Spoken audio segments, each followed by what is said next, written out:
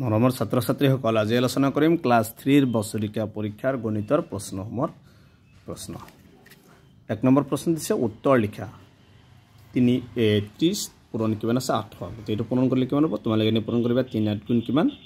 24 তাৰ পিছত শূন্য কেইটা আছে ইয়াত আছে এটা ইয়াত আছে দুটা গতিকে কেইটা হ'ব তিনিটা आंसर হ'ব এখিনি তাৰ পিছত শূন্য হৰণ 41 শূন্যৰ লগত যেতি হৰণ বা পূৰণ কৰিবা কি হ'ব आंसर শূন্য হ'ব 2 নম্বৰ গণবৰত আছে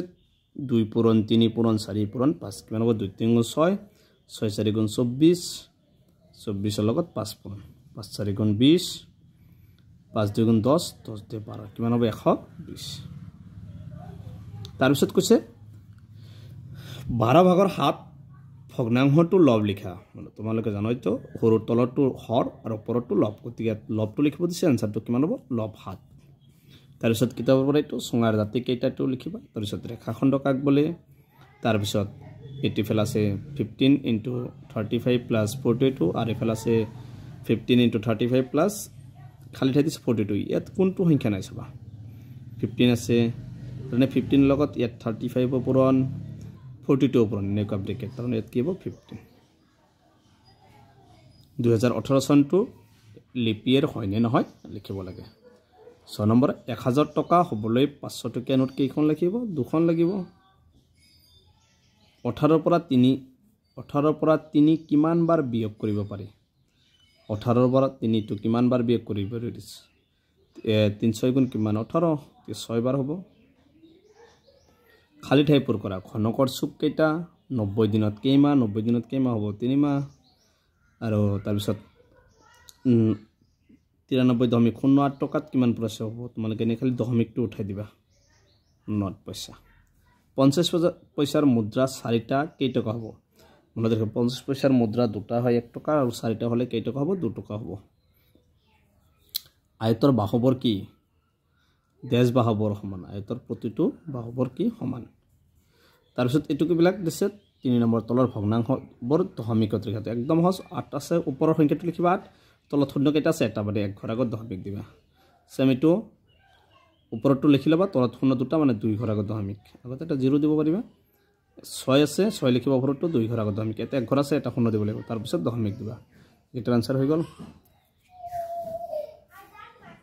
4 নম্বৰ প্ৰশ্ন তলৰ দশমিক বৰক ভগ্নাংশৰ ওপৰত লিখা গতিকে 3 আছে এতকে ঘৰ আগত দশমিক 2 ঘৰ মানে তলত কিমান হ'ব 100 এনেকে বাকি এটা কৰিবা একদম সহজ ইয়াতে এক ঘৰ আছে মানে 10 হ'ব ইয়াত 2 ঘৰ 100 হ'ব তলত আৰু ওপৰত 58 হ'ব তাৰপিছত টকা লৈ দিয়া টকা লৈ নিলে কি কৰিবা তলত কি কৰিবা 100 ৰে হৰণ কৰিবা ইয়াত 100 দুটা শূন্য মানে 2 ঘৰ আগত দশমিক বাকি এনেকে বাকি এটা কৰিবা 6 নম্বৰত আহিছিল পূৰণফল ওলোৱা 7 নম্বৰত হৰণ কৰি ভাগফল আৰু ভাগে কোলোৱা 7 নম্বৰত হৰণ কৰি ভাগফল আৰু ভাগে কোলাব লাগে 8 নম্বৰ ছুটি নিয়মেৰে হৰণ কৰিব লাগে তাৰ পিছত 9 নম্বৰ মান ওলোৱা 20 টকাৰ 5 ভাগৰে 1 12 টকাৰ 6 ভাগৰ 5 এবিলাক মান ওলাব লাগে তাৰ পিছত এবিলাক কি কৰিছে পইচা লৈ নি যোগ কৰিব দিছে 11 নম্বৰ বিয়োগ কৰা 12 নম্বৰ মিনিটৰ পৰা সেকেন্ডলৈ নিব লাগে 13 নম্বৰত আছে দিনত লিখা দিনত লিখিব লাগে নম্বৰ কেইটা ফালে দি আছে 14 নম্বৰ বাফাল আৰু হৌফাল বেলেগ বেলেগ সৰল কৰি দেখুৱা 3 মাৰ্ক আছে তাৰ পিছত 6 বছৰত কিমান দিন 2 মাৰ্ক বেলন বা সংকৃতিৰ দুবিধ বস্তুৰ নাম লিখা 2 মাৰ্ক আছে দুটা সংখ্যাৰ পূৰণফল 112 তাৰ এটা সংখ্যা 16 হলে আঠটো সংখ্যা কিমান হ'ব 18 নম্বৰ এটা হৰণঙ্কৰ ভাজক 12 ভাগফল 23 আৰু ভাগে 7 ভাজ্য কিমান হ'ব 19 নম্বৰ এখন বিদ্যালয়ত 448 গৰাকী ছাত্ৰ ছাত্ৰী আছে এখন বেঞ্চত 4 গৰাকী কৈ ছাত্ৰ ছাত্ৰী বহিলে কিমানখন বেঞ্চ লাগিব 20 নম্বৰত আলুৰ এটা বস্তাৰ দাম 20 টকা 20টা বস্তাৰ দাম কিমান হ'ব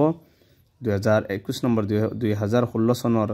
জানুৱাৰী ফেব্ৰুৱাৰী মাৰ্চ এপ্ৰিল এই 4টা মাহত মুঠতে কিমান দিন তোমাৰ হাতত 1000 টকা আছিল তুমি 675 টকা খৰচ কৰিলা তোমাৰ হাতত এতিয়া কিমান টকা জমা থাকিব তুমি 1000 পৰা এখিনি বিয়োগ কৰিবা 23 নম্বৰত তুমি দোকানলৈ গৈ 245.50 টকা এটা চোলা আৰু 350.25 টকাৰ এটা পেন কিনিলা তুমি মুঠতে কিমান টকা খৰচ কৰিলা তিওটা কি কৰিবা যোগ কৰিবা তাৰ পিছত কৈছে 24 নম্বৰ এটা ত্ৰিভুজ আঁকি নামকৰণ কৰা আৰু বাহুবৰৰ নাম লিখিব দিছে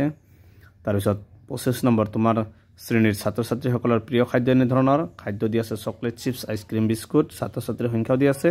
তথ্যখিনিৰ এটা কি ৰাখিব দিছে চিত্ৰ লেখা গতিকে এইকেইটা আছিল ক্লাছ 3 গণিতৰ বছৰীয়া পৰীক্ষাৰ প্ৰশ্নসমূহ